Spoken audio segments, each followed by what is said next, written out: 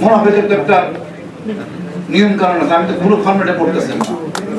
আসলে হয়েছে কি ভাই, আপনি এই জুলাই বিপ্লবের যে একটা গুরুত্ব, একটা শক্তি, এটা যে ঘূর্ণিঝড়, এটা অনুধাবন করেন নাই। কারণ সারাদিন সাহেব ছিলেন শিলংয়ে, আমার প্রধানমন্ত্রী ছিলেন লন্ডনে। এর কি শক্তি, যারা ছিলেন এই এলাকায়, আমার মনে হয় সকল আমাদের অ্যাডভোকেটরা, সুপ্রিম কোর্টের, এরা সবাই জানতেন কি ছিল এই জায়গাটা, শক্তিটা কত ভয়ঙ্কর ছিল। ওই সময় অনেক কিছু করা যায়, সেনাবাহিনীর নিয়ন্ত্রণে এনে এটাকে সহনশীল অবস্থা রাখা হয়েছে।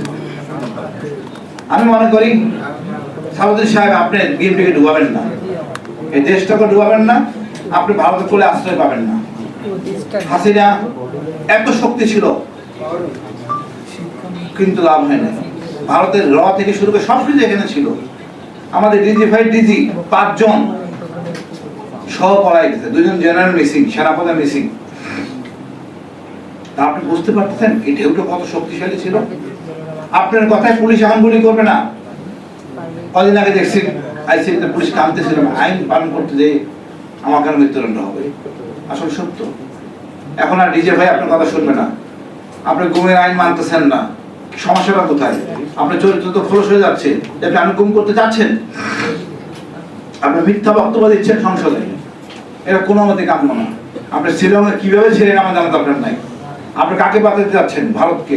কারণ আপনি কিভাবে শিলং গেলেন এটা তদন্তের বিষয়, ওখানে চলে আসবে আমাদের শুক্রানের বাড়ি কিভাবে ভারতে গেল, চলে আসবে আরো অনেক গুম ব্যক্তি ভারতে নিয়ে যাওয়া হয়েছে। এই দেশটা ভারতের কাছে বর্ডার দেওয়া হয় না। সুতরাং হাসিনা দিয়েছিলেন, হাসিনা শিক্ষা পেয়েছেন। আপনি শহীদ জিয়ার সন্তান, শহীদ জিয়ার দল, এটাকে অপমানিত করবেন না। আমি মনে করি আপনি জনগণের সাথে থাকেন, এই যে অঙ্গীকার, এটা মেনে চলেন। আপনার তো কোনো ক্ষতি নাই, আপনি কেন ফেসিস্ট হবেন?